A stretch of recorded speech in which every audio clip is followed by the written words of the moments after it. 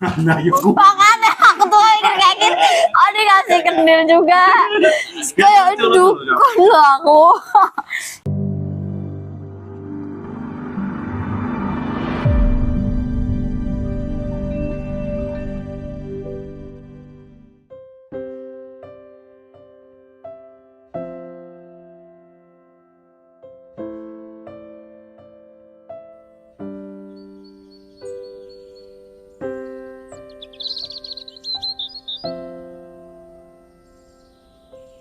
Udah mulai tuh, Pak. Perkenalkan, nama saya Rizky Arifah dari Universitas Islam Negeri Sunan Kalijaga, Yogyakarta. Asalnya dari Solo. Oke. Jajar itu apa ya? Amazing menurut saya itu. Jadi di Jajar itu banyak hal yang saya nggak temuin di luar sana.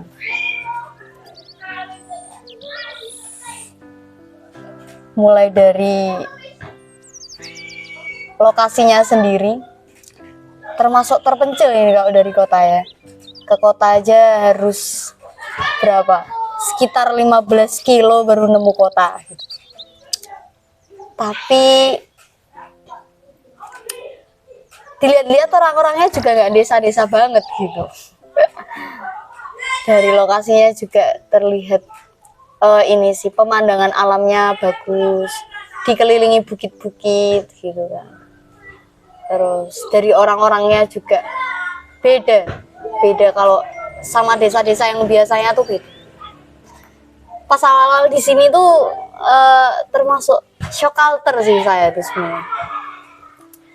Orang-orangnya tuh ramah-ramah gitu kan, yang suka jagong gitu, terus apa ya, berkumpul gitu. Kadang kalau orang-orang kota udah nggak mikir ke sana ya.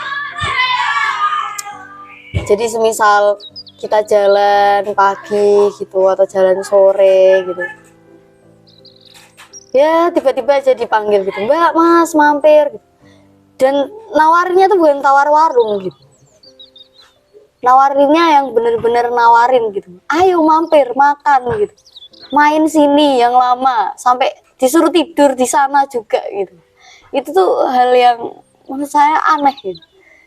Mungkin orang-orang zaman sekarang ribet ya kayak gitu ya, maksudnya kayak males gitu, kayak nyuruh-nyuruh orang datang ke rumah gitu, ngapain gitu kan, gak jelas gitu. Tapi kalau di Jajar ini beda ini, emang orangnya ramah-ramah.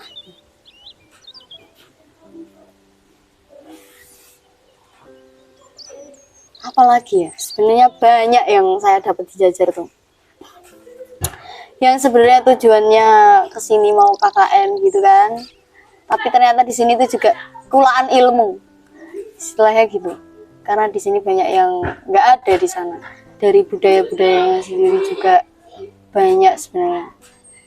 Kayak apa ya?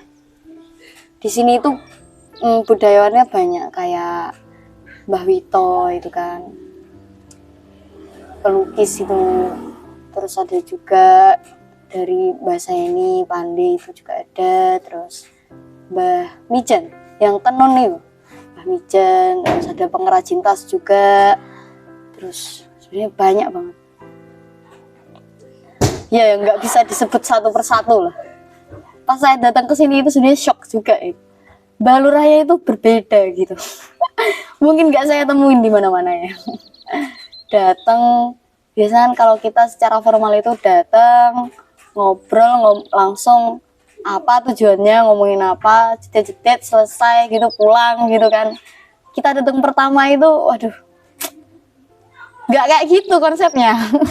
Kayak di warung kopi. Jadi kamu itu kalau mau datang keperluan itu nggak bisa mau duduk langsung ngomong pulang, nggak bisa. Pasti disuruh jago dulu. Sing tenang, ngopi sik. Ngudut sik. Yes. Ya apa ya, unik. Sangat unik sekali.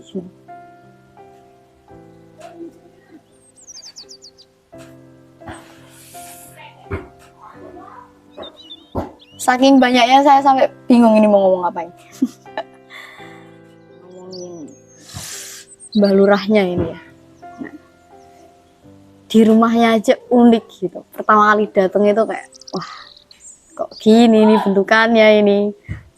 Model lesehan, suguhannya kopi, banyak gamelan, spanduk Las Vegas ini apa ya, komunitas Vespa. Ternyata cukup antik gitu.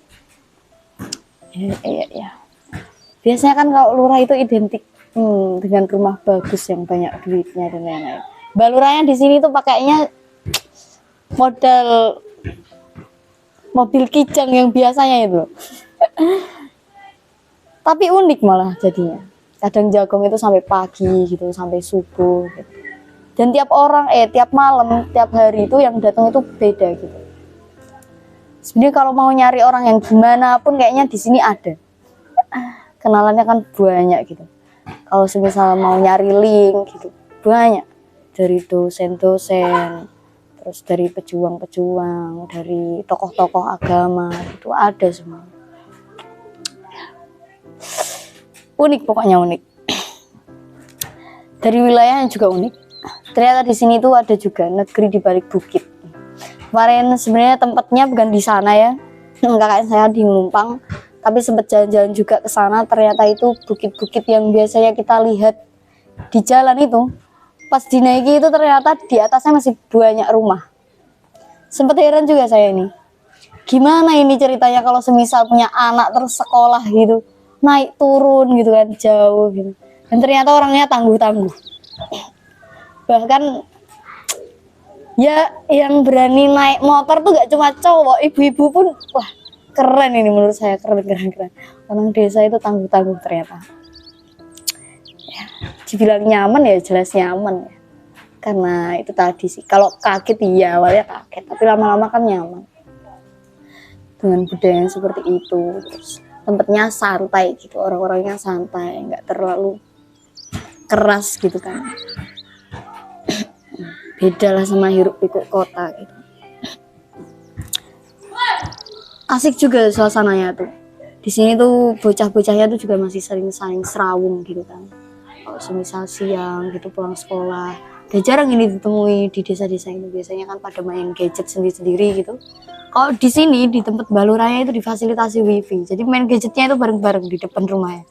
Bocah-bocah itu apa ya, main-main gitu kan, main volley gitu bareng-bareng, jadi masih sangat asik gitu.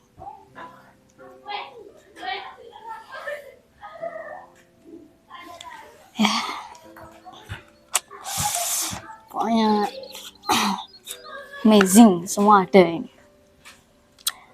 Kalau masuk ke proker ya, kemarin tuh juga sebenarnya sempet apa ya, khawatir gitu, gimana kalau proker kita nih nggak bisa gitu diterima sama warga-warga desa sini gitu. Dan ternyata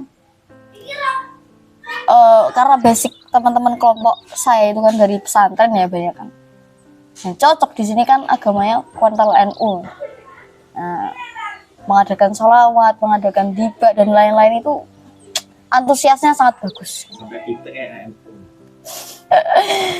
Antusiasnya sangat bagus gitu.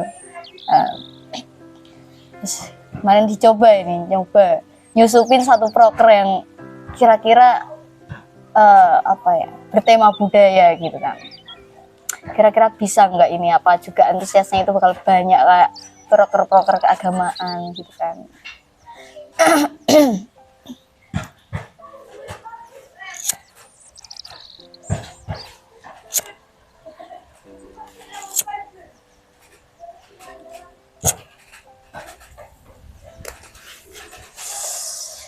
Dan ternyata ya bisa gitu. Karena di sini banyak pendamping budayawannya ya. Jadi ketika disusupi proker kebudayaan pun bisa. Kemarin kami sempat melakukan pelatihan membatik gitu. Agak sulit sebenarnya permintaannya itu juga dari Mbak Lurah itu. Maunya itu pelatihnya itu cowoknya dari Jogja kalau nggak Solo. Wah, kita yang belum siap-siap itu kan ya agak sulit ya, harus mencari apa ya, harus balik lagi ke Solo apa ke Jogja gitu kan. Ketika udah dapet pelatih dari Trenggalek ditolak, katanya ngapain mau ngajari wong Trenggalek, ya nggak guna gitu kan. Nah akhirnya nyari dapet ya. Dan pas pertama kali pembukaan itu sebenarnya yang datang juga nggak banyak, nggak sesuai target gitu kan. Orang yang ditargetkan sekitar 10 orang, yang datang kurang dari 10 orang.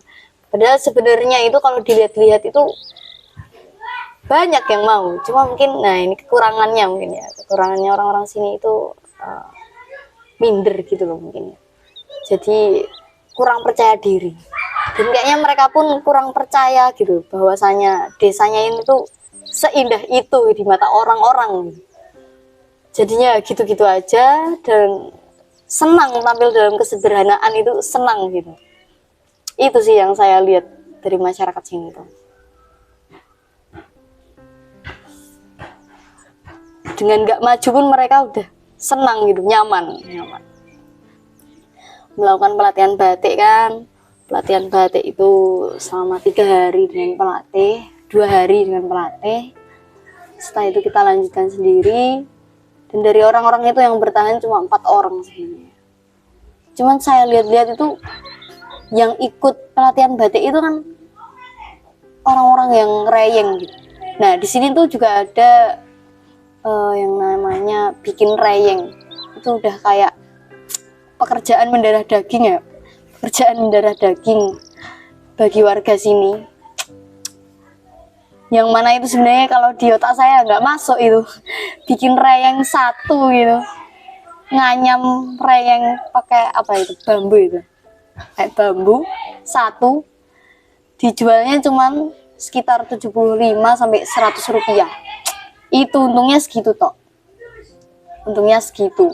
Kalau sehari bikin 100 reyeng ya mau dapat 10.000 gitu. Wah itu kan kayak nggak mau itu orang kota kayak gitu. Apa ya, terlalu buang-buang tenaga gitu. Tapi karena dengan nganyam itu kan punya kreativitas ya sebenarnya. Jadi ketika membatik itu mereka juga telaten gitu. Telaten kayak ngereyeng gitu kan. Dilihat-lihat hasilnya juga bagus gitu maksudnya. Termasuknya cepet itu. Karena saya kira kan mungkin sebulan gitu baru lanyah gitu.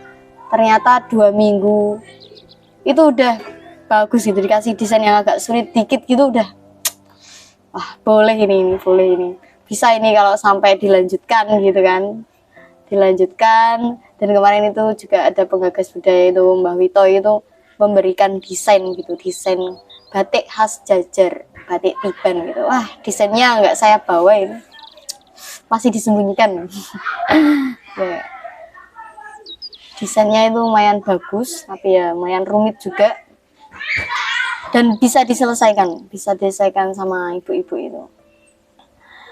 Ada juga ini pendamping budaya, mungkin bukan dari Jajar sih. Cuman sering mendampingi kita itu di pelatihan batik itu, Om Tiwul. Nah, dan dibikinkan desain untuk belajar di kain yang 2 meter gitu kan. Di kain yang 2 meter, selesai sampai pewarnaan.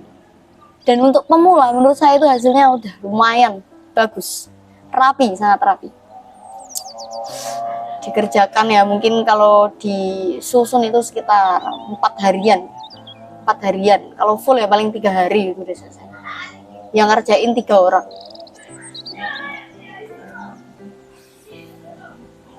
Ya semoga pelatihan batik yang kita bawain dari KKN Jogja ini bisa berkelanjutan lah ya. Bisa berkelanjutan dan bisa menambahkan ekonomi yang ada di desa Jajar gitu kan. Ketika batiknya ini bisa terjual sampai luar mungkin kabupaten atau mungkin sampai luar provinsi gitu, juga akan mengangkat nama Jajar juga gitu. Prospek bagus desa Jajar ini, suka saya, keren. Mungkin dari banyak hal yang saya bicarakan tadi ya, semoga suatu saat ada gitu kesempatan buat balik lagi ke sini gitu kan. Ya kalau bisa sama teman-teman juga, dan melihat gimana sih Jajar yang sekarang, apakah masih sama seperti yang dulu kita tempati gitu, apa mungkin udah beda gitu kan.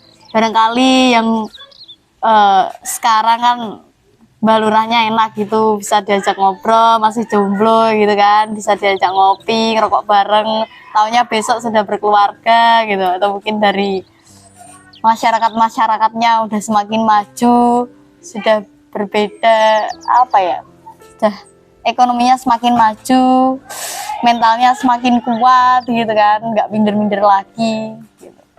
Dan rencananya juga akan menjadi desa wisata ya, semoga didukung, apa ya, didukung bagus oleh pemerintahan dari desa. Udah, mungkin cukup sekian. Ini analisis saya sendiri nih, menurut saya gimana desa Jajar itu.